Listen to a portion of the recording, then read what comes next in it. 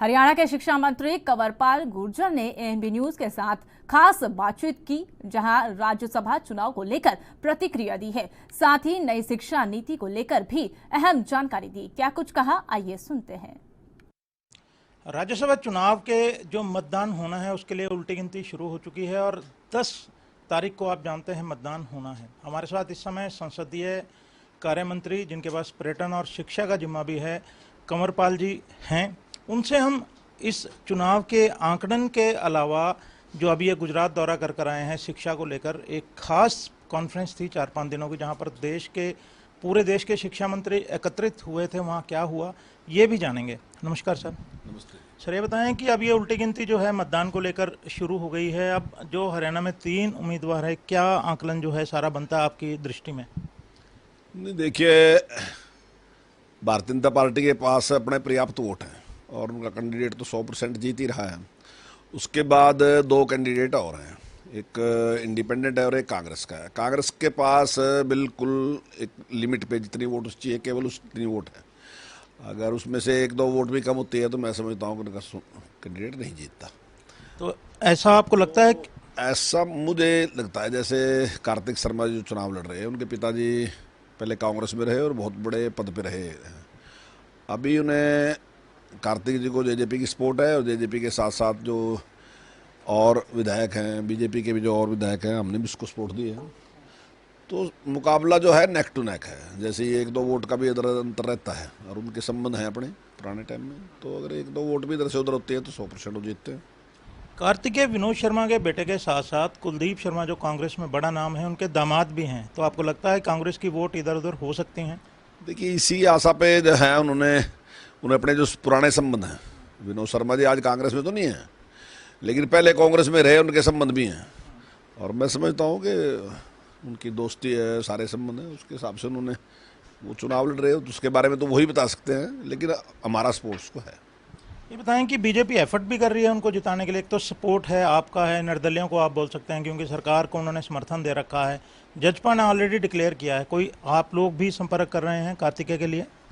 नहीं, देखिए, जब अगर हमारा उसको सपोर्ट है, समर्थन है, तो इच्छा तो हमारी रहेगी कि अच्छा है वो चुनाव जीत जाए, अच्छा है, लेकिन प्रयास वाली बात तो देखो वो अपने आप ही है, उनके संबंध है और उनके उस वजह से वो आज जाकर आए हैं। शिक्षा मंत्रियों का सम्मेलन था, उस सम्मेलन का एक लबोलवाब या कंक्लूजन पूछें, निष्कर्ष पूछें तो क्या था, क्या एजेंडा था? देखिए, मुख्य रूप से तो जो नई शिक्षा नीति है, नेशनल एजुकेशन पॉलिसी जो बनी है अभी, तो वो कहाँ तक लागू कर दी, उसमें क्या क्या प्रयास हैं, तो उसके बारे में ही बातचीत थी। जैसे FLN है, बुनियादी साक्षरता, ये बहुत लंबे टाइम से इस प्रकार का जो विशेषज्ञ हैं उन्होंने जो इस पर अध्ययन किया और उनका मानना ये था कि बच्चों को शब्दों की पहचान ही नहीं है। एक निश्चित तौर से इतने 1 मिनट में उन्हें इतने शब्द बोल देने चाहिए या इतनी पहचान उनको होनी चाहिए, अक्षरों की उनकी पहचान होनी चाहिए। तो उस पर एक विशेष ध्यान है ताकि जो बच्चे 5वीं तक अगर कमज़ोर रहते हैं तो आने वाले टाइम में वो फिर ठीक आगे कर नहीं सकते, ड्रॉप आउट ही कर लेते हैं, जाके वो 10वीं तक जाके 10वीं या 12वीं तक जाके ड्रॉप आउट हो जाता है।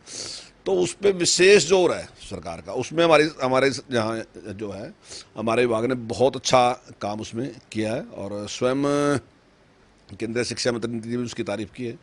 एक स्किल एजुकेशन पे बहुत जोर है, उसमें भी हमारा बहुत अच्छा काम है स्किल एजुकेशन में, जहाँ 2012-13 में हमारे यहाँ 40 स्कूलों में काम शुरू हुआ था। आज हम 1074 स्कूलों में काम कर रहे हैं और 1,86,000 बच्चे जो हैं हमारे स्किल की एजुकेशन ले रहे हैं।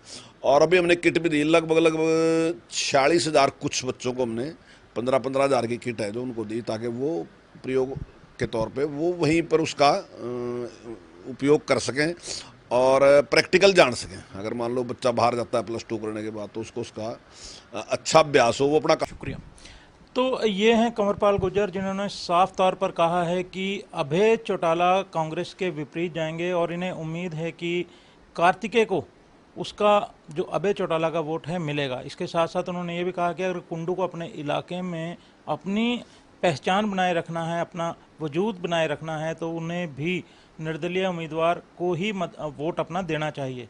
कांग्रेस के साथ जाएंगे तो उनकी पहचान नहीं रहेगी ऐसा कंवरपाल जी का कहना है। इसके साथ साथ उन्होंने गुजरात में जो शिक्षा मंत्रियों का सम्मेलन था उसके बारे में भी व्यापक जानकारी दी है और ये भी कहा है कि जो सिम की समस्या आए दिन ये मीडिया में सुर्खियां बनी रहती हैं कि बच्चों को टैब तो दे दिए गए लेकिन उन्हें सिम नहीं मिले या सिम एक्टिवेट नहीं हुए, वो भी जल्द एक पूरे अभियान की तरह से हरियाणा में वितरित कर दिए जाएंगे और बच्चे जो हैं शीघ्र ही अपने टैब पर काम करना शुरू भी कर देंगे।